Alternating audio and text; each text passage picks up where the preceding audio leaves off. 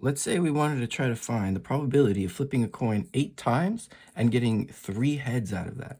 Well, there's an important equation we have to use, which is the probability, and we have nx, and we have p to the x, and then we have 1 minus p to the power of n minus x.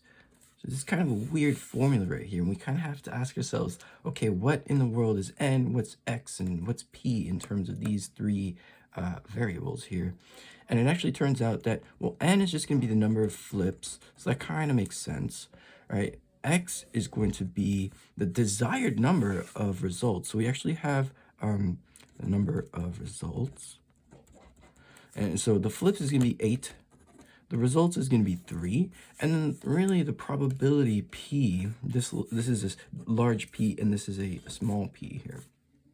But this small p is actually going to be equal to, we're looking for a heads, right? And what is the probability of getting a heads on a coin? That's going to be 0.5. It's a half. So it's because we have two outcomes.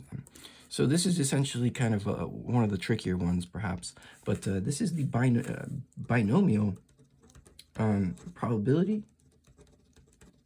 And so it essentially just assumes that there's only two outcomes anyway. This is really good for flipping stuff. So the probability is just going to be a half. So now we have our three numbers that we can just plug into this formula to be able to calculate the capital Px. That's the probability. All right. This here is the probability. So let's plug in n. That's going to be 8. Oh yeah, what is this thing right here? It's essentially right over here. So we have n pound divided by x pound times n minus x, and these pounds are factorials. So boom. And now we kind of plug that in there. So we can do 8, and then we have 3 factorial, and then we have 8 minus 3 factorial. Well, that's going to be 8 minus 3 is 5. So 5 factorial. Okay, so now we've kind of plugged in the nx situation over here. That's kind of a little bit more tricky thing to remember, but it's like n over x, but the factorial, n minus x, you got a little factorial. Now, let's continue here and plug in p to the power of x. So that's just going to be 1/2 to the power of x is 3. And then here we have 1 minus p. Well, that's just another 1/2. Okay, this is essentially the probability of getting tails here. And here we're going to do 8 minus 3, which is again 5. So I'll just put a 5 right here. Okay, and so this is now going to be our probability.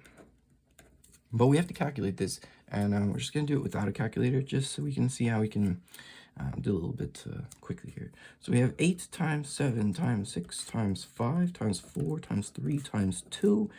Divide that by 3 times 2, and we have 5, and divide that by 5 times 4 times 3 times 2. We can immediately cut these things out, and then we can cut this out.